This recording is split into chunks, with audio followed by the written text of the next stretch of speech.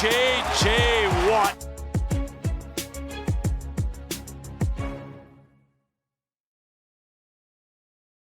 Very pleased to be joined now by Houston Texans star J.J. Watt, the former Wisconsin Badger. J.J., let me start with this. Congratulations on making the Big Ten All-Decade Team. Be honest with me now. Bigger honor, Big Ten All-Decade Team or NFL All-Decade Team? I appreciate it. I'll take whatever I can get. You know, I'm very fortunate and lucky to be in the situation I'm in. I don't know if I'm worthy of the Big Ten All-Decade Team, but I will gladly accept the honor. When you hear news like that, I mean, you're someone who's won so many awards, but what memories or what thoughts does it conjure up for you? For me, it conjures up thoughts of the people that helped me get there. I mean, I started at Wisconsin as a walk-on on the scout team, and my defensive line coach, Charlie Partridge, would watch film with me at 10, 11 o'clock at night at the end of the day when he'd already watched film with the starters. He'd already game planned with the coaches. He'd already done all the work. And it was late at night up in his office, and we were the only ones up there.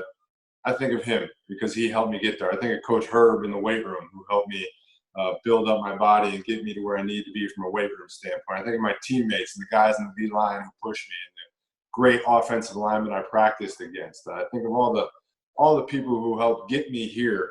And that time at Wisconsin was such a big part of my development, learning how to play defensive line. Take me back to recruiting. So you committed to our buddy Glenn Mason at Minnesota, and then what? Before that, I committed to Brian Kelly at Central Michigan, and then he went to Cincinnati. So then I reopened my commitment. I committed to Glenn Mason at Minnesota, and then he was let go there. And so I reopened my commitment again and went back out on the recruiting trail and ended up committing back to Central Michigan. So my recruiting was all over the place, man.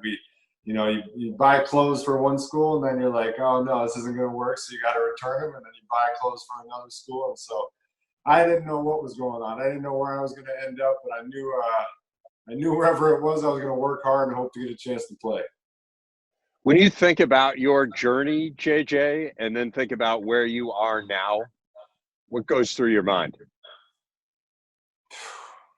A lot of people, a lot of work, a lot of ups and downs, adversity, a lot of great memories, but thankful and fortunate. You know, I've been able to live out my childhood dreams at every level. And if it was all taken away from me today, I'd be very grateful and thankful that I got the opportunity to do it, because I was a kid in the backyard with my brothers pretending to down a football at the 1 yard line and playing two-hand touch football. And I got to play at one of the best universities in the country in my home state for those fans. And I got to play in the NFL for 9, 10, however many more years. And I'm very fortunate. In terms of individual games, do you have a best memory as a Badger?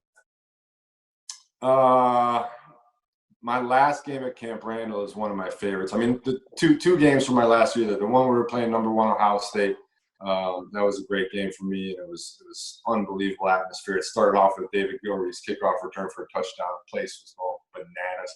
I was out of breath. I needed oxygen after the opening kickoff, and I wasn't even on the kickoff return team. But then the last home game against Northwestern, made a couple good plays. Our team was playing unbelievable. I think we scored 70-plus points. Aaron Henry had a interception return for a touchdown. And the one thing I remember about it was we were up at 50 points. And Coach took me out of the game, and he was like, you're done. And I had an idea that there's a chance that was my last game at Camp Randall. I didn't know. I had no clue. I honestly didn't know. But I said, come on, just give me one more series. Just give me one more series. And he goes, all right. So he lets me go out there for one more series. In the very first play of that series, I got a tackle for loss. They took me out. He thought that was like a good ending to it. So he took me out, and then the whole stadium started chanting my name. And I'll never, ever in my life forget looking around that stadium at Camp Randall, hearing people chant my name, and just remembering sitting in those stands watching a game as a high schooler and trying to wrap my head around what was happening. It was surreal, and that place will forever hold a special place in my heart. Well, J.J. Watt, we can't wait to see you play this season, but thanks so much for spending a few minutes here with us. Congratulations on this award. and on all of your accomplishments. Thank you. I appreciate it. You guys have a great one.